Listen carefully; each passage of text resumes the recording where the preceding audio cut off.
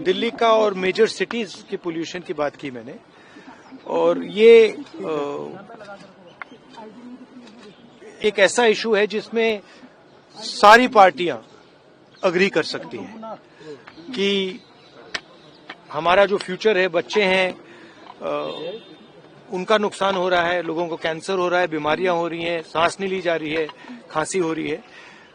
तो मैंने सजेस्ट किया पार्लियामेंट में कि हमें डिस्कशन करना चाहिए पोल्यूशन इशू पर, और दूसरे तरीके से डिस्कशन करना चाहिए। नॉर्मली क्या होता है, ब्लेम गेम चलता है, वो कहते हैं कि देखिए आपने ये नहीं किया, हम कहते हैं आपने वो नहीं किया।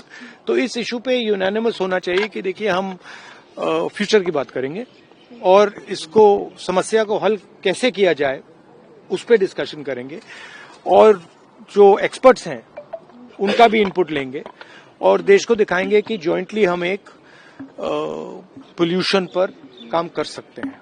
तो ये आइडिया था।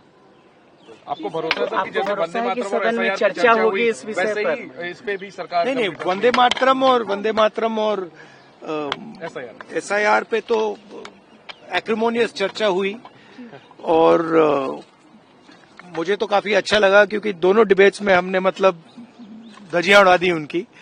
आपने अमित शाह को देखा होगा, डिस्टर्ब, गाली तक दे दी सदन में, तो मेंटली डिस्टर्ब थे, प्रेशर में थे, और उसका रीजन है क्योंकि वो वोट चोरी में मतलब पूरा का पूरा ढांचा इन्वॉल्व है, वो तो पूरा देश जानता है। तो डिबेट पोल्यूशन पे वैसा एक्रिमोनियस डिबेट नहीं होना चाहिए, क्योंकि ये एक प्रकार से नेशनल इमरजेंसी है जो हमारे बड़े सिटीज हैं। तो प्रोडक्टिव डिबेट होना चाहिए।